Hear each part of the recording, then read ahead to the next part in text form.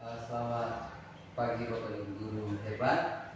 Selamat pagi Bapak. Salam sehat untuk kita semua. Yang pertama sekali terima kasih banyak sudah meluangkan waktu untuk mendukung kegiatan saya hari ini. Saya mengajak Bapak Ibu guru hebat sekalian, saat ini saya mau sekedar berbagi atau semacam saya mau sosialisasi dan berbagi apa yang saya dapat di pendidikan guru penggerak yang sedang saya jalani, yaitu tentang budaya positif di sekolah. Jadi ini salah satu tugas kami sebagai CGP untuk berbagi ke rekan-rekan guru sekalian. Terkait budaya positif di sekolah ini, di sini ada pengantar sedikit bahwa konsep pendidikan menurut Ki Hajar Dewantara itu melibatkan pengakuan akan pentingnya budaya dan lingkungan positif di sekolah yang menempatkan murid sebagai fokus utama. Jadi murid adalah paling utama di sini. Pendidik bukan hanya sekedar transfer pengetahuan, tapi juga mencakup pengembangan karakter dan potensi setiap murid.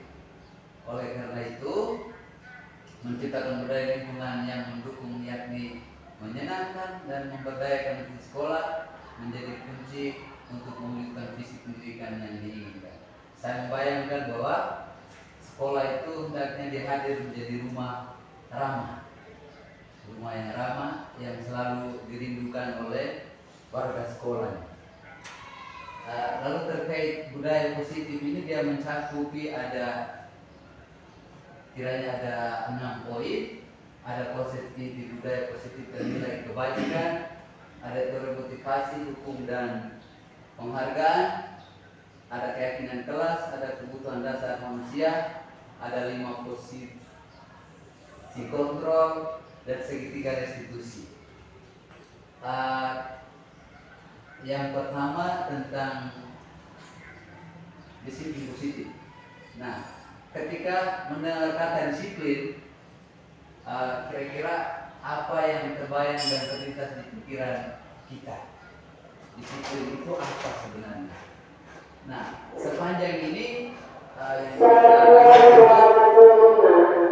kebanyakan orang ketika mendengar kata disiplin itu, kita akan hubungkan kata disiplin dengan tata tertib, atau disiplin itu pasti dengan aturan atau kepatuhan pada peraturan. Kata disiplin juga sering dihubungkan dengan hukuman. Padahal menurut Ki Hajar Dewantara,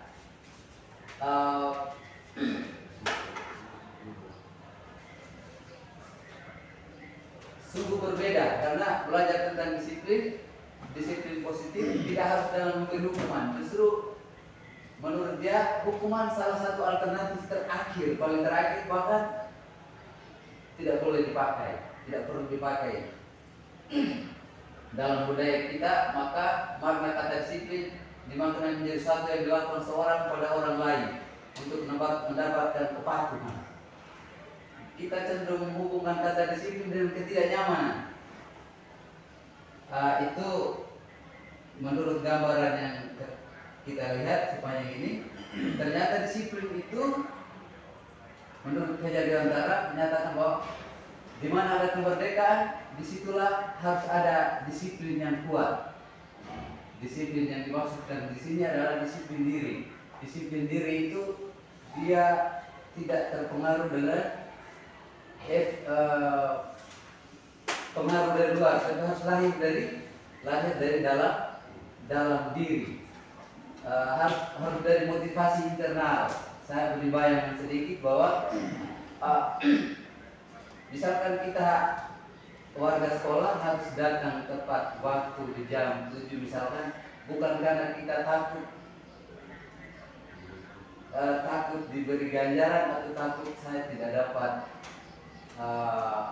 hadiah dan sebagainya, tetapi mesti ada lahir dari pribadi itu bahwa kita percaya ada kebajikan, nilai kebajikan universal, bahwa saya sebagai guru atau saya sebagai siswa, saya mesti hadir pagi karena saya mesti menghargai diri saya sendiri. Misalkan sebagai guru, saya harus hadir pagi karena menjalankan tugas harus lebih dulu untuk menunggu anak-anak saya. Jadi itu disiplin itu mesti terlahir dari motivasi internal sekali.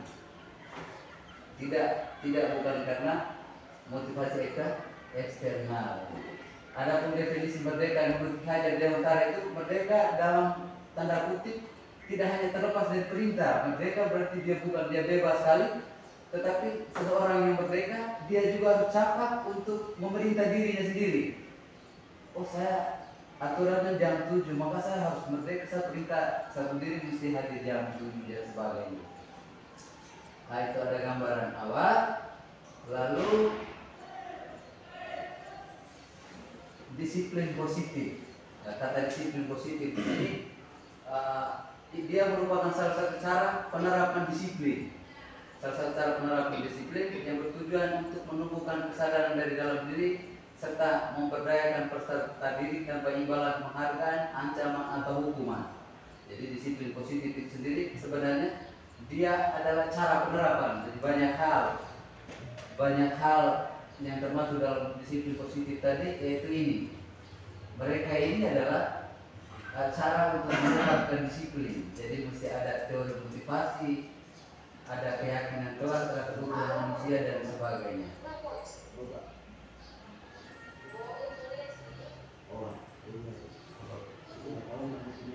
Sebagai pendidik, tujuan kita dalam menciptakan anak-anak yang memiliki disiplin diri sehingga mereka bisa berperilaku dengan mengacu pada nilai-nilai kebaikan universal dan memiliki motivasi intrinsik bukan ekstrinsik.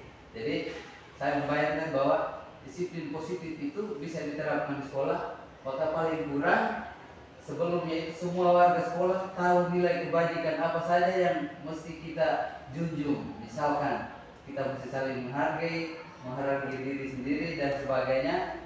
Kita harus menghargai atau konsisten dengan kesepakatan, misalkan tertib dan sebagainya.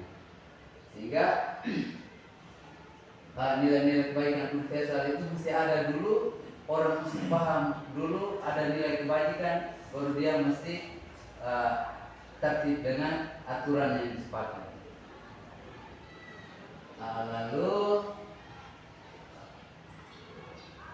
nilai-nilai kebajikan itu luas sekali, banyak sekali nilai kebajikan.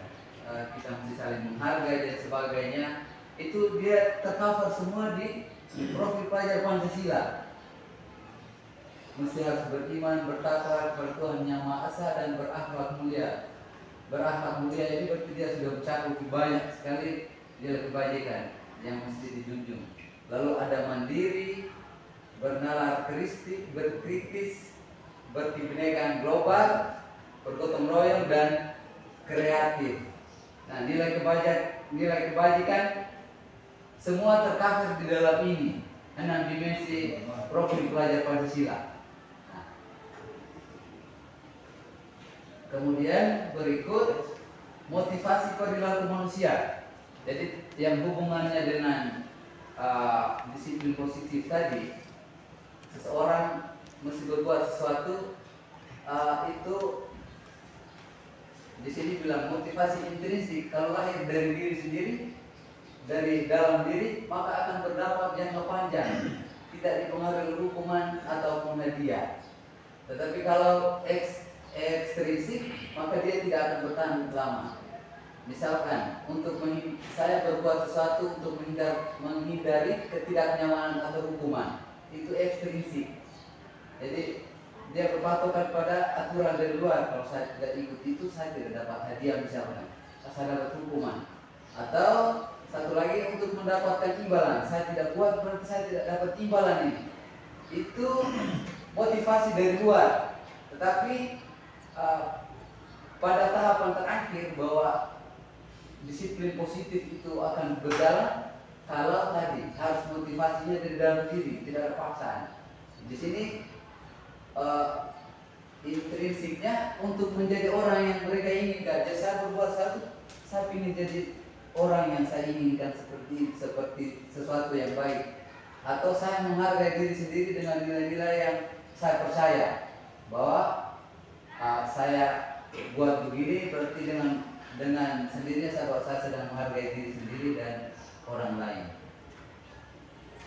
Berikut hukuman, konsekuensi dan restitusi.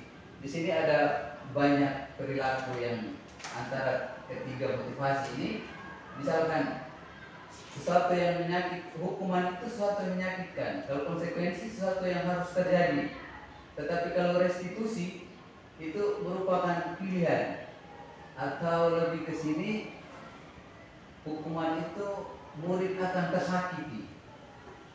Kalau konsekuensi, murid anak dibuat tidak nyaman. Misal konsekuensi itu misalkan aturan. Kalau tidak hadir berapa kali misalkan dikeluarkan, anak akan terpaksa hadir karena dia tidak nyaman takut dikeluarkan. Dia tidak nyaman dengan tadi takut konsekuensinya dikeluarkan. Tetapi kalau restitusi, anak akan mendapat penguatan. Dia akan tahu bahwa saya harus berbuat begini karena memang lahir dari kesadaran pribadi. Jadi ada banyak jabaran seperti ini antara hukuman, konsekuensi dan restitusi. Lalu hukuman atau konsekuensi itu ini ada beberapa poin seperti ini. Misalkan menggantikan pulpen yang hilang, apakah ini hukuman atau konsekuensi? Jemur di tengah lapang upacara karena terlambat, apakah itu hukuman atau konsekuensi?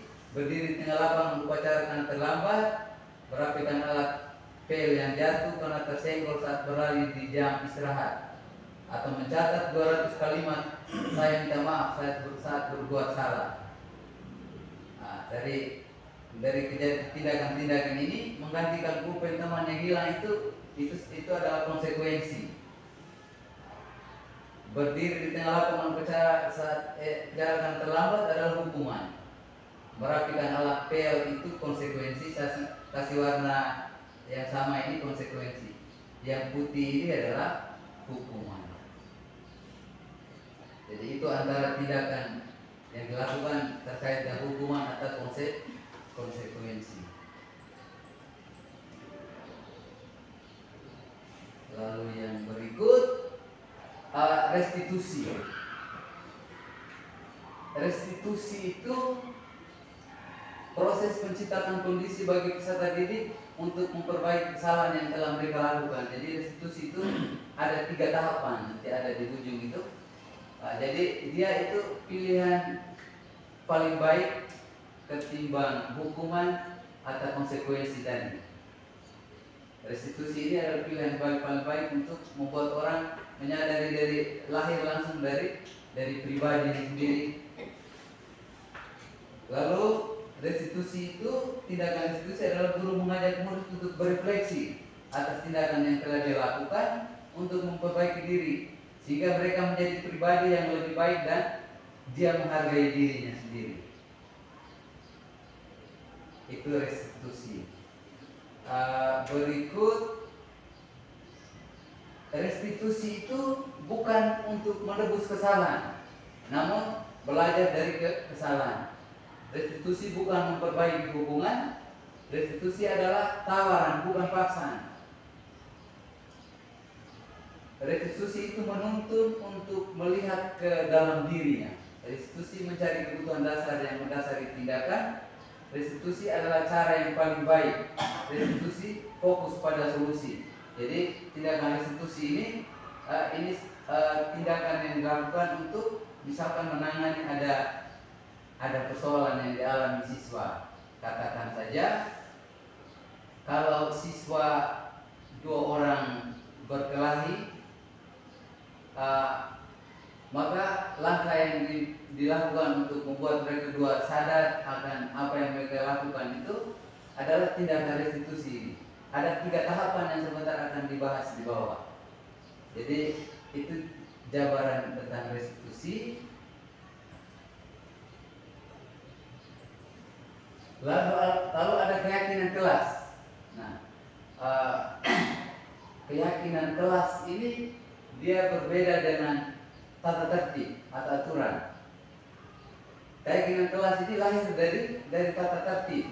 Jadi setelah ada tata tertib, lalu di kelas itu mesti ada dibuat keyakinan kelas bahwa mereka yakini ambil nilai kebajikan dari tata tertib. Misalkan poin tata tertib harus tidak boleh terlambat. Siswa atau warga sekolah diberi pemahaman bahwa ambil nilai kebajikan apa yang ada pada mesti harus datang, tidak boleh terlambat. Orang memegang nilai kebajikannya bukan bahasa dari tata tertib tadi. Keyakinan kelas adalah salah satu disiplin positif yang bisa diterapkan dalam membangun budaya positif di sekolah. Merupakan sebuah pendekatan yang lebih baik dengan mengedepankan peran aktif siswa. Ini langkah-langkah membuat keyakinan kelas. Jadi guru mengajak siswa untuk mengungkapkan keinginannya, mewujudkan kelas impian dengan berpatokan dari poin-poin tata tertib yang mereka ketahui di sekolah. Lalu guru minta siswa menuliskan ide harapan positif mereka. Guru menampung ide atau gagasan dari siswa. Lalu setelah ide dan gagasan dirangkum, kemudian mendiskusikan ide maupun harapan semua siswa menjadi keyakinan kelas dalam kalimat positif. Jadi keyakinan kelas itu harus dalam rumusan kalimat positif. Seperti ini. Ini salah satu contoh hasil rumusan keyakinan kelas bahwa setiap anggota kelas perlu belajar. Setiap anggota kelas perlu senang. Setiap anggota kelas perlu saling menghargai. Setiap anggota kelas perlu merasa aman, senantiasa menghargai orang lain, menjadi diri yang terbaik. Ini diambil dari nilai-nilai kebajikan yang mesti dipegang oleh warga sekolah atau siswa. Jika mereka mengikuti tatib, lahir dari pemahaman mereka kesadaran bahwa ini kesadaran tentang nilai-nilai kebaikan yang tercover di keyakinan kelas ini. Oke, lalu kebutuhan dasar manusia. Manusia senantiasa memenuhi kebutuhan dasarnya. Apabila tidak berhasil melalui cara positif, maka mungkin dengan cara melanggar aturan. Jadi misalkan ketika kita sementara melakukan KBN, ada siswa yang tidur atau mereka mencari perhatian, itu karena mereka sedang memenuhi kebutuhan dasar mereka. Mungkin mereka ingin diperhatikan. Ada 5 kebutuhan dasar di sini: bertahan hidup, kebebasan, kesenangan, penguasaan, kasih sayang, dan rasa diterima.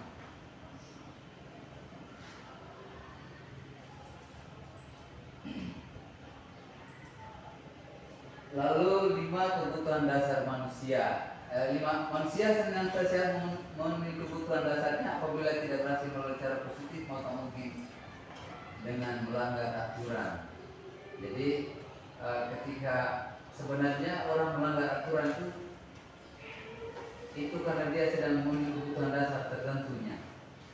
Ketika dia tidak melakukan dengan cara positif, maka dia bisa dengan cara negatif, yakni melanggar aturan. Lalu posisi kontrol. Ini posisi kontrol guru. Posisi kontrol ini ada 5. Ada 5 posisi kontrol. Ada yang pertama itu sebagai penghukum. Bisa menggunakan hukuman fisik atau verbal atau mengancam. Itu posisi kontrol sebagai penghukum. Yang kedua itu membuat merasa bersalah. saya ketika mempelajari ini, saya merasa saya sering berada di poin yang kedua sepanjang ini dengan yang pertama, Bapak Ibu Guru. Jadi yang kedua ini menggunakan bahasa yang lembut, namun membuat orang lain merasa bersalah, tidak nyaman atau rendah diri. Jadi ini justru lebih parah. Misalkan ada orang ada siswa yang tidak kerja tugas, lalu saya atau datang hanya duduk karena mungkin pendekatan pembelajaran saya tidak cocok, lalu mereka hanya tidur saja. Saya akan marah. Mereka terkaitkannya dengan orang tua. Kamu ngapain datang ke sini, sudah makan dari pagi, dikasih makan orang tua, dibayar orang tua, kamu buat begini, nanti orang tua rasa gimana? Ini halus sekali, tapi membuat anak itu merasa jadi rendah diri. Dia akan lebih membekas, dia ingat. Dia akan merasa seperti di rendah diri dan terkucilkan. Lalu posisi kontrol berikut sebagai teman, itu adalah guru mengontrol murid dengan bujukan, akrab dengan siswa. Ini posisi kontrol ketiga. Pada tahapan ini imbasnya adalah siswa bisa saja tidak mendengarkan guru lain, dia lebih mendengarkan guru yang berada posisi kontrol sebagai teman. Tetapi dampaknya adalah siswa tidak menyadari tentang nilai kebajikan yang sebenarnya. Ketika guru ini berubah dari posisi kontrol teman misalkan menjadi penghukum, maka siswa yang ini pasti akan dendamnya lebih parah. Lalu posisi kontrol yang berikut adalah pengamat. Posisi kontrol ini seorang guru berpegang pada aturan. Jadi dia kontrol, ini kamu melanggar aturan ini, harusnya begini. Itu posisi kontrol sebagai pengamat. Lalu berikut posisi kontrol yang diharapkan itu, menurut Bapak Hajar Dewantara, seorang guru harus bisa mencapai posisi kontrol manajer di posisi kontrol terakhir. Itu mempersilahkan murid mempertanggungjawabkan perilakunya dan mendukung murid menemukan solusi atas permasalahan sendiri. Itu 5 posisi kontrol. Lalu kira-kira saya ada di posisi kontrol yang mana? Sangat sulit memang untuk mencapai 5 ini, tetapi diyakini bahwa seorang guru mestinya berada di posisi kontrol kelima sebagai manajer.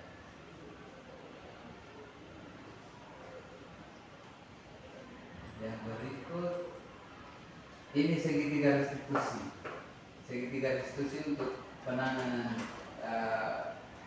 permasalahan siswa tadi. Ada tiga tahapan itu. Tahapan pertama menstabilkan identitas. Ini dasar segitiganya.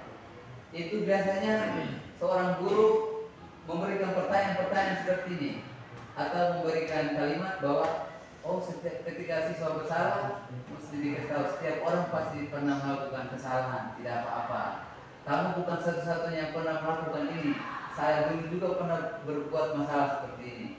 Itu posisi paling pertama untuk menstabilkan identitas. Lalu yang berikut, validasi tindakan yang salah. Ini ada kalimat-kalimat yang merujuk pada validasi tindakan salah. Jadi adakah cara yang lebih efektif untuk mendapatkan apa yang kamu butuhkan?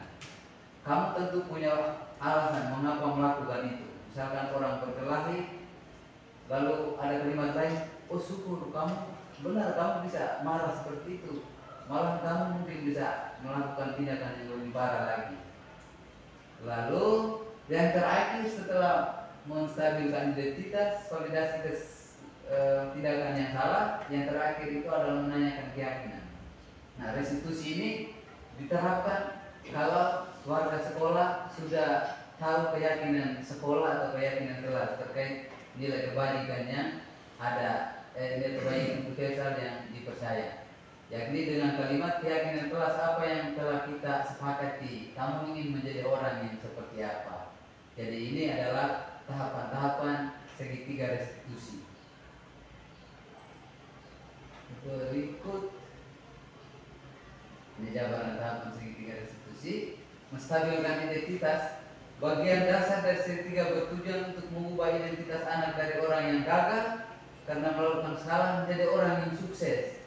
Jadi ketika mereka sudah salah, kita tidak buat mereka terpuruk, tetap mengingat mereka punya salah, tapi mereka tahu untuk bagi menjadi sukses. Anak yang melanggar peraturan karena sedang mencari perhatian adalah anak yang sedang mengalami kegagalan. Oke, lalu berbuat salah itu tidak apa-apa, tidak ada manusia yang sempurna. Saya juga pernah melakukan salah seperti itu. Kita bisa menyelesaikan ini. Ini seperti tadi di bagan tadi. Apakah kamu sedang menjadi teman yang baik buat dirimu sendiri? Kalimat-kalimat ini adalah kalimat dalam tahapan segitiga restitusi. Validasi tindakan salah menurut teori kontrol, semua tindakan manusia baik atau buruk pasti memiliki maksud dan tujuan tertentu. Kita mungkin tidak suka sikap orang anak yang terus-menerus merengek, tapi bila sikap itu mendapat perhatian kita, maka ia telah memenuhi kebutuhan anak tersebut. Kalimat-kalimat seperti ini, padahal kamu bisa melakukan yang lebih buruk lagi. Kamu pasti punya alasan, kamu patut bangga pada dirimu sendiri karena kamu telah melindungi sesuatu yang penting buatmu, dan sebagainya seperti ini. Lalu kemudian tahapan segitiga setuju terakhir adalah menanyakan keyakinan. Teori kontrol menyatakan bahwa kita pada dasarnya memotivasi secara internal, tadi harus lahir dari dalam diri, dari sadar diri, dan bukan lahir dari motivasi eksternal. Ketika identitas sukses telah tercapai dan tingkah laku yang salah telah divalidasi, maka anak akan siap untuk menghubungkan dengan nilai-nilai yang dia percaya dan berpindah menjadi orang yang dia inginkan. Apa yang kita percaya sebagai kelas atau keluarga, ini nih pertanyaan-pertanyaan yang dilontarkan dalam tahapan yang ketiga. Bapak Ibu Guru, ini sekian terkait dengan budaya positif yang kami pelajari. Semoga bisa bermanfaat untuk kita semua.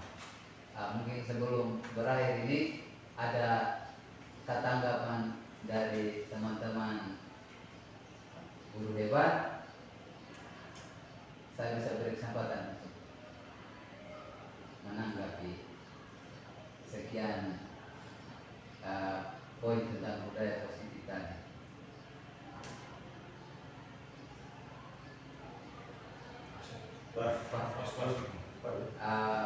Baik, terima kasih banyak teman-teman. Semoga sekali lagi ini bisa bermanfaat untuk kita semua.